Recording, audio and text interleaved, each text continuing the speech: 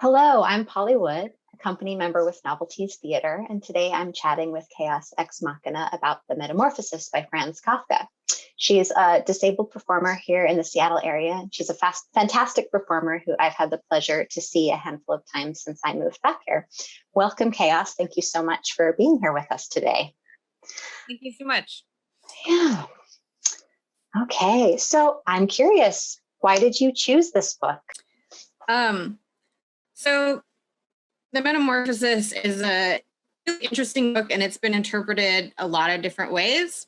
And I was surprised to find that disability theory is not among them. So one of the reasons I chose this book is that I feel like it has a really interesting story to tell from a disability perspective. And then also, I just really love bugs. And so I wanted a chance to be a bug. And and this book gave me the opportunity to do that. Nice. Yeah, I've seen you as at least one bug, I think, on stage. Maybe two. I'm not sure. Yeah, I think I've got 4 bug acts at this point. Nice. Awesome. When did you first encounter this piece of work by Kafka? So I actually first read this book when I was 11, which is probably too young to really understand it.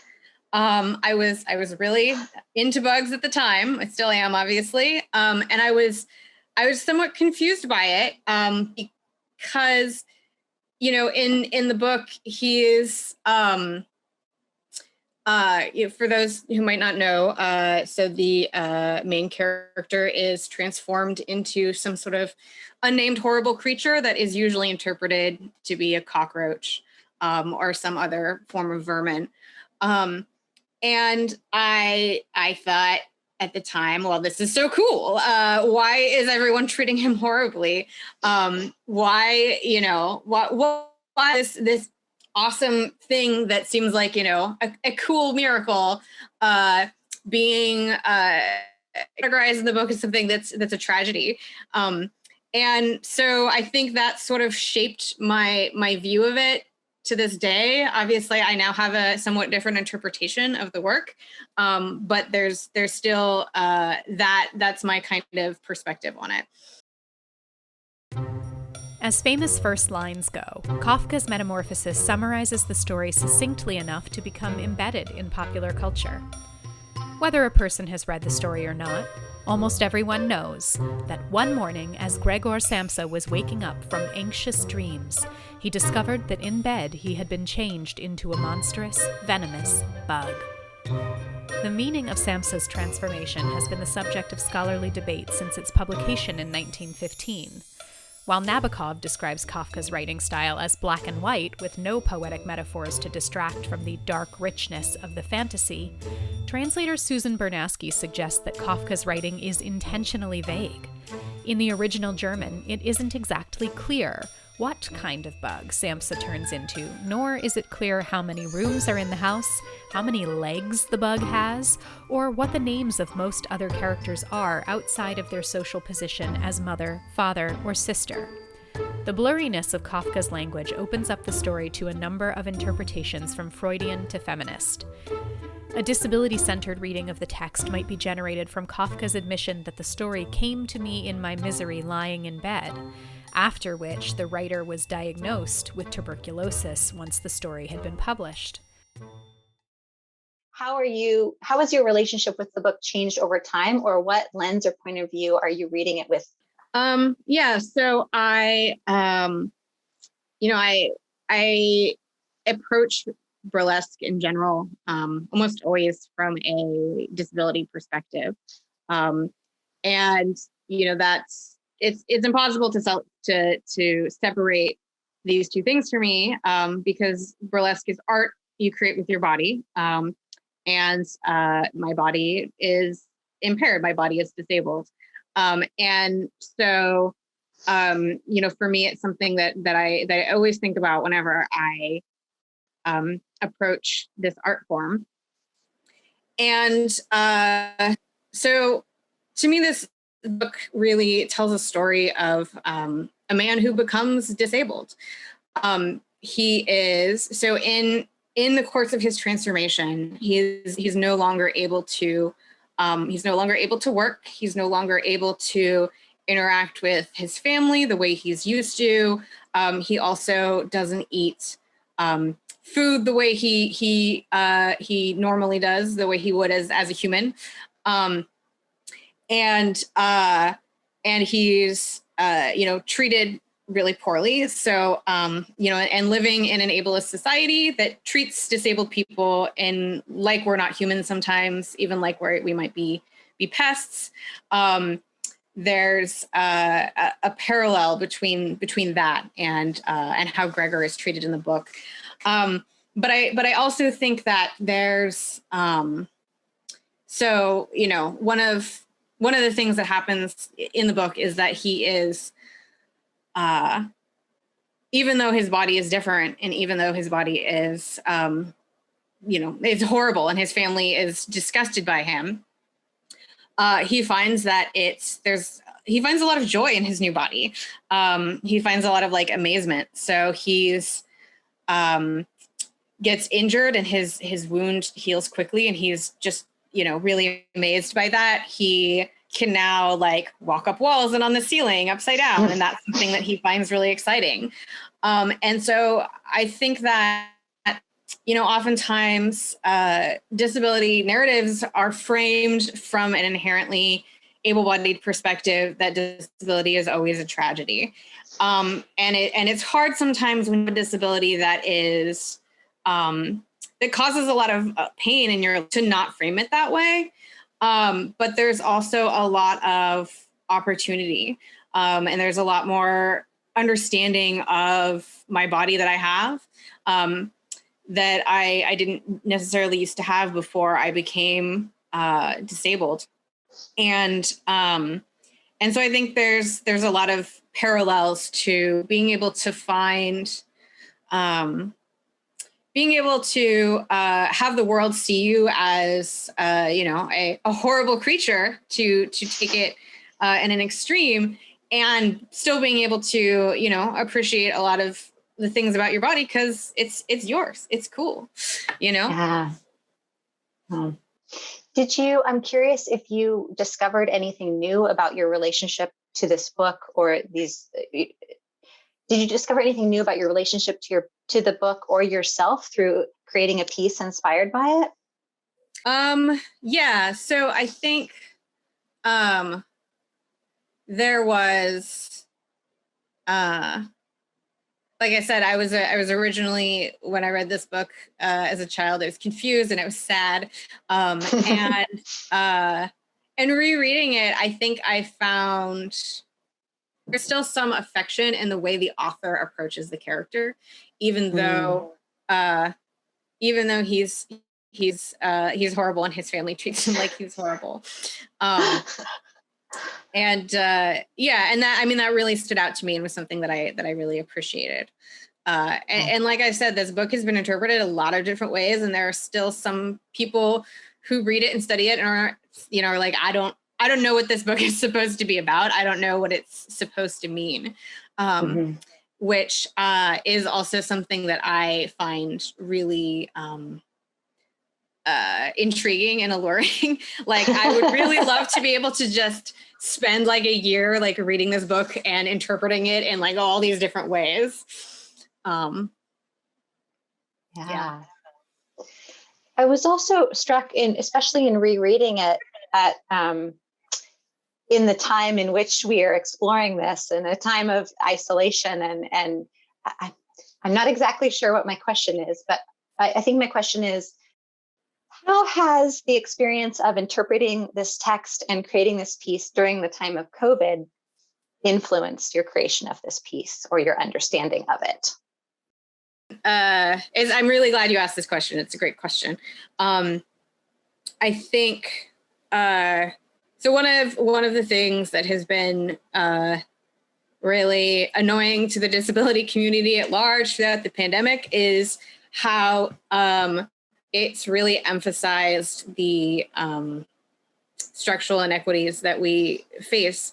So, one of the ones that springs to mind is the fact that There are a lot of accessibility issues. There's a lot of access that was not possible before, but suddenly now, because everyone has to work from home, accessibility has been made the same for everyone. And a lot of people are worried that these same accommodations are going to go away when the pandemic is over, and that they'll no longer be offered to them, even though they might still have that need. On a more, on a darker note, there's also still the fact that, from the beginning, the messaging that we got about the pandemic was, this only kills the old and sick, and it doesn't matter. And it's hard being told that message over and over again, that because you're old or sick, that you don't matter. That your life isn't necessarily worth saving. And so I think, one of the things while I was making this piece, I haven't really done very much online performing since the beginning of this. And it's been really painful for me because burlesque is one of the ways I really connect with my body. And, as I said earlier, burlesque and Disney are two things that are inextricably linked for me. And so being able to, so putting together this piece was after almost, not engaging in burlesque for a year, even though the format is different, it really felt like coming home. It really felt like, even though it's a distanced thing, I felt connection. So I felt connection to my body. I felt connection to the community as a whole. And so that was something that was just really important and magical for me. I was the rest of the day after I recorded this, it was just a really wonderful thing to be a part of. Awesome. Thank you for sharing. Well, I definitely felt when I was watching it ahead of this interview, I felt the joy emanating from you as you performed. And that was really palpable. Is there anything that you feel like you'd really like to share, or should we go ahead and take a look at your performance? I guess I'm not really sure how this fits in, but something else that I did want to talk about is again, one of the things that I really love about burlesque is the it's just by its very nature, it's like ridiculous, and it's all about, there's a lot of like absurdity in burlesque. And so one of the things that bugs are really gross for a lot of people, and a lot of people have like phobias of them and inspire a lot of negative emotions. And so one of the things that the reasons I'm drawn to bugs and burlesque is the idea of taking something that's, sort of viscerally disgusting for a lot of people and making it like the most glamorous thing I can think of. And so I think that's perhaps important context for this piece as well. Yeah. I love the connection between the sort of understood absurdity of burlesque, where you're seeing something happen that you would never see on the street. And I'm sort of relating that to Kafka as a writer, and how this thing happens and this guy turns into a bug and it's horrible, but it's somehow not weird. They just sort of take it in stride. And so it's an interesting parallel. Yeah. Like, well, now this is here, so I guess we have to deal with it, Right. Well, shall we take a look at your transformation? Sounds great. All right.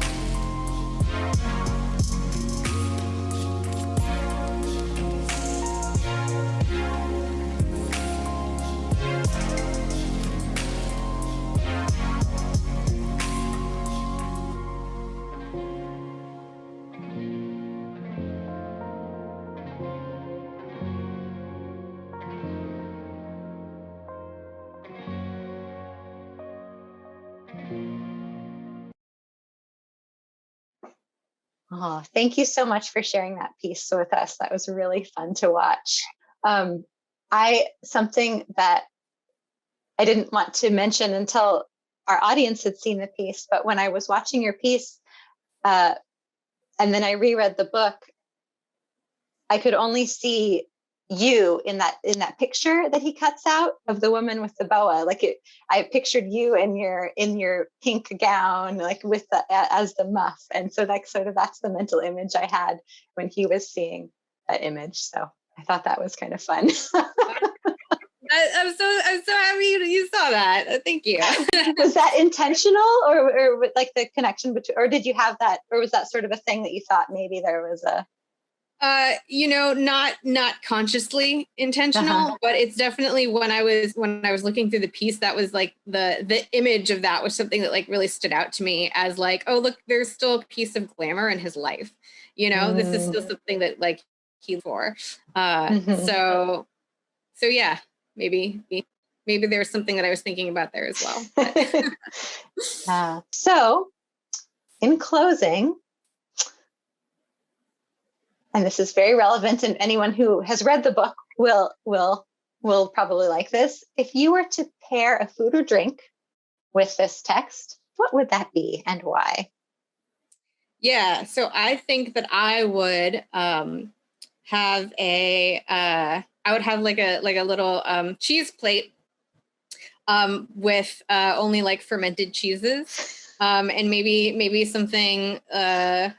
So since he's only able to eat like rotting food after his transformation, so maybe something like fermented, also like a kimchi or sauerkraut, something like that. So something that is still sort of not quite rotten, but is still part of that process that we can still eat. Nice. That's wonderful.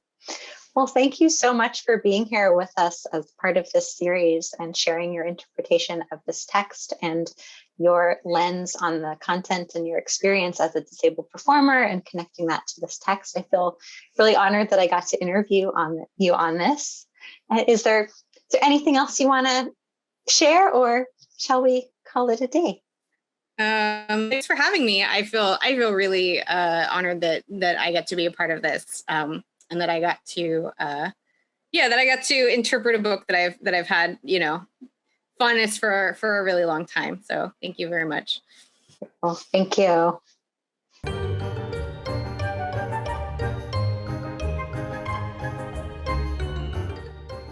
Thanks for watching Ekphrasis, a production of Novelties Theater.